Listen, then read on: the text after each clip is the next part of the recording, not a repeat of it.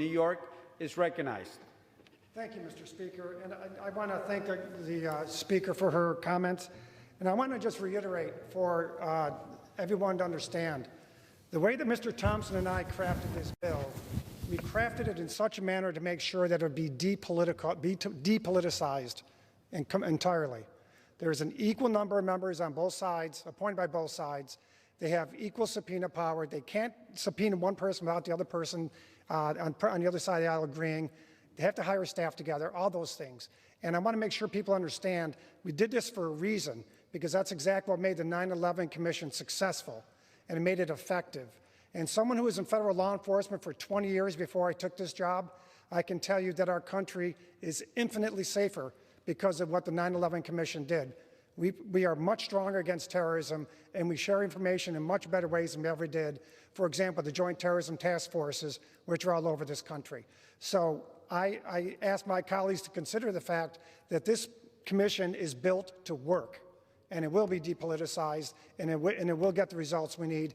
And because of the Capitol itself and the Capitol police officers, we'd be better off for it. I yield back. Oh, excuse me, Mr. Speaker. I yield 2 minutes to the gentle lady from Georgia, Ms. Greene. The gentlewoman from Georgia is recognized for 2 minutes. Thank you. Mr. Speaker, I rise in opposition to this bill and to the January 6th Commission. I do so as a member of Congress because I believe this institution's duty is to serve the people of this country and not itself. In this past year, we have witnessed violent riots in the American cities all over this country. We have witnessed tremendous damage. Minneapolis city officials estimate 700 buildings were damaged, burned, or destroyed, including 360 local businesses. There has not been a commission launched to study the reasons why that happened. There has not been an investigation to stop the BLM Antifa riots that have hurt innocent people, attacked government buildings, federal courthouses, taken over police precincts, created autonomous zones in the city of Portland, and done so much damage to people all over the country. Studies show 570 protests in 220 different U.S. locations turned violent over the summer. The $1 billion plus riot damage is estimated to be the most expensive in insurance history. It resulted in up to $2 billion of damages in 20 cities across the U.S., mostly concentrated in L.A., Detroit, Miami, D.C., and New York.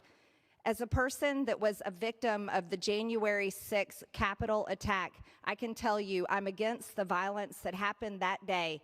But I do not believe a January 6th commission will achieve any resolution because we have already had our Department of Justice arrest 445 people, with 100 more to be arrested soon. There's also reports of people being held for 23 hours in solitary confinement. That should not be happening. These people haven't even had a court date yet. You see, what's going to happen with the January 6th Commission is the media is going to use this to smear Trump supporters and President Trump for the next few years and cover up the damage, the real damage that's happening to the people of this country, which is tearing down our economy, ripping our borders wide open, and hurting this country. I yield the remainder of my time.